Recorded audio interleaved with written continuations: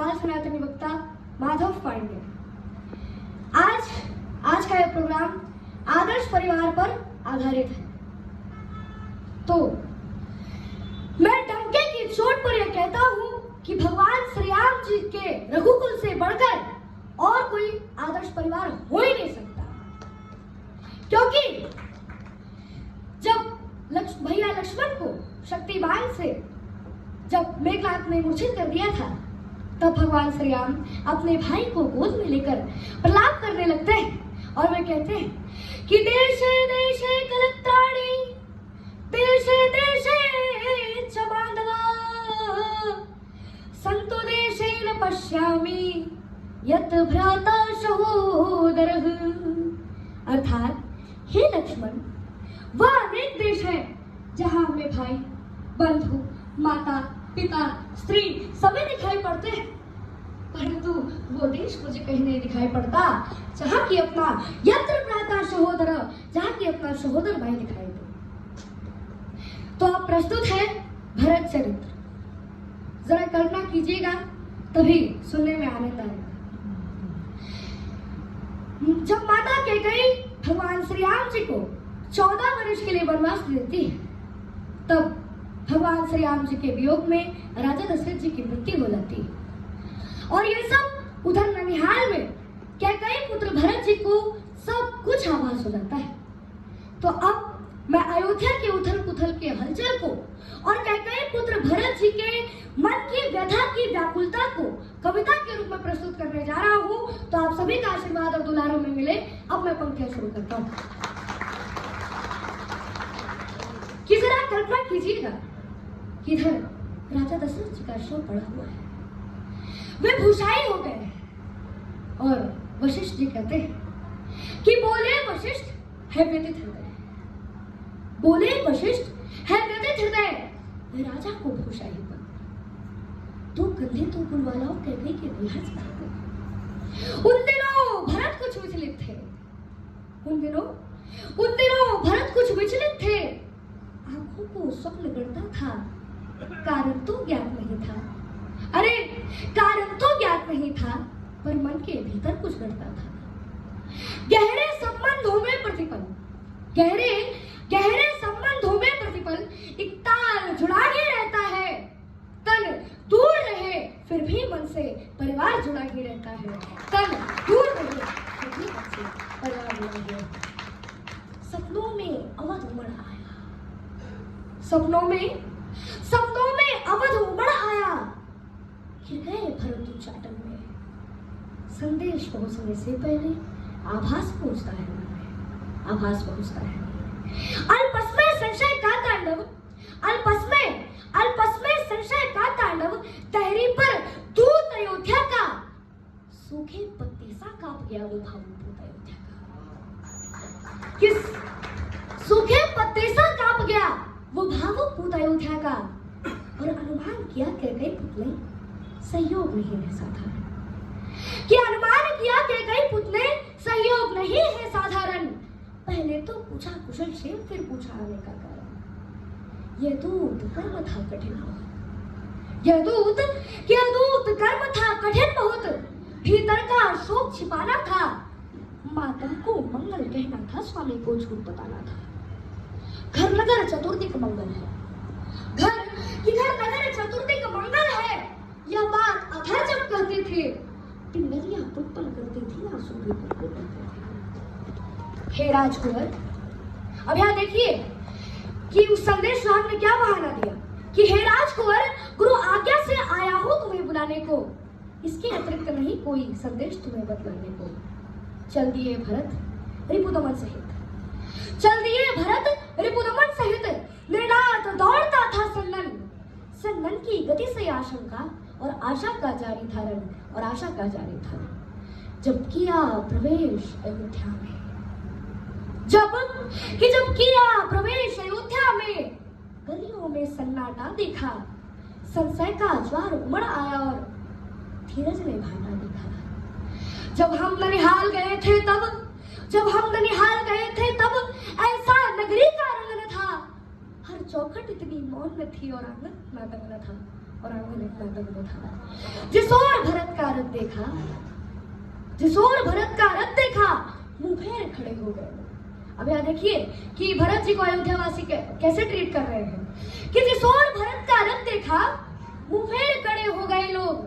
कैकई उसने मन में सोचा, मैं मानुष हूं या महारोग, मैं मानुष हूं या महारोग। सबकी आंखों में तिरस्कार, सबकी आंखों में तिरस्कार, कैसा अनभिज्ञ भागा हूं, जो सावन का सोया सोया सीधा पत्थर में जागा।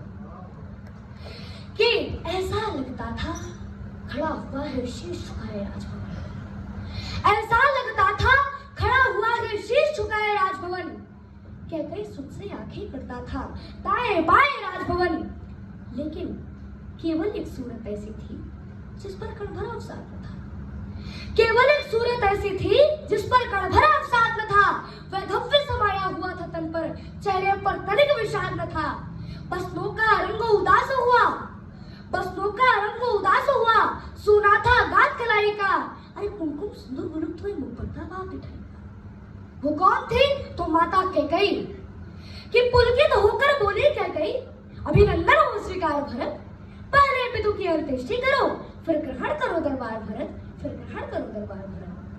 मैं हुआ नाथ अयोध्या का, मैं हुआ नाथ अयोध्या का। सूरज यमपुर में डूब गया, ऐसे में माँ का उत्सव देखकर हृदय भरत का उठ गया। ज्ञानी शब्दों से घटना का, ज्ञानी शब्दों से घटना का बस इंगित पाया करता है, और भीतर का सच तो वक्ता का आचरण सुनाया करता है। भीतर का सच तो वक्ता का आचरण सुनाया करता है। और आश्चर्य अक्षुत होकर टूटा, पीड़ा क्रोधित हो चीख पड़ी।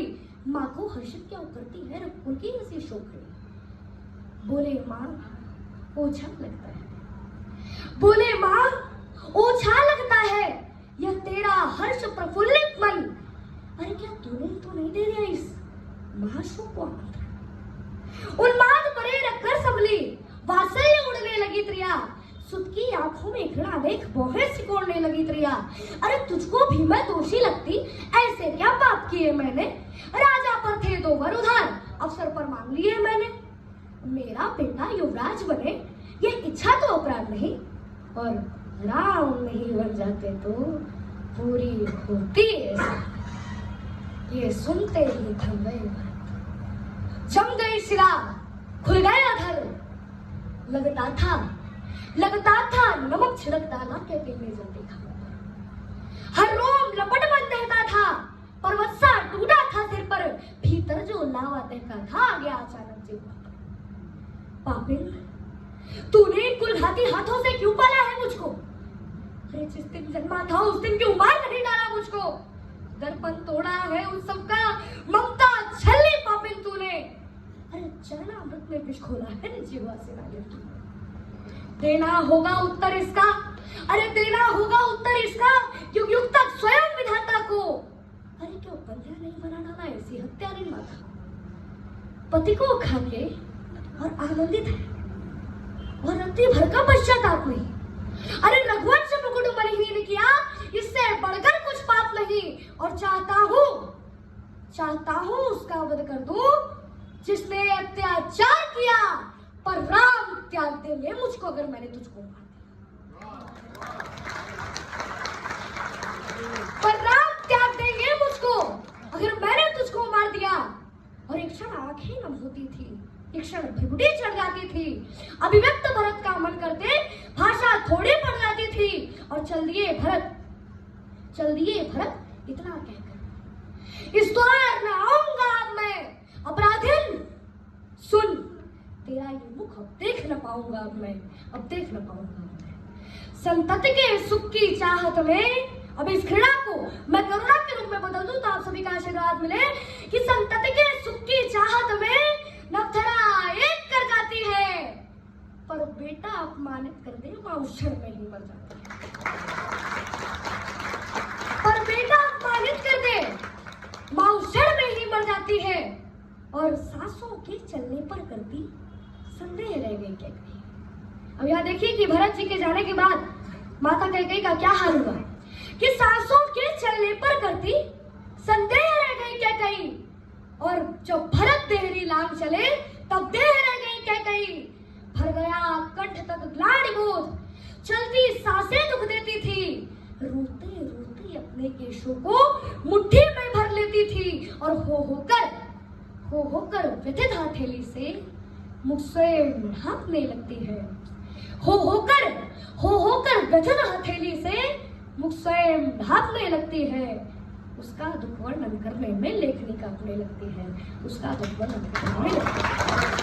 बहुत बहुत धन्यवाद। जय जय श्री राम। एक बार बोलिए रघुवंश मणि राघवेंद्र श्री राम की।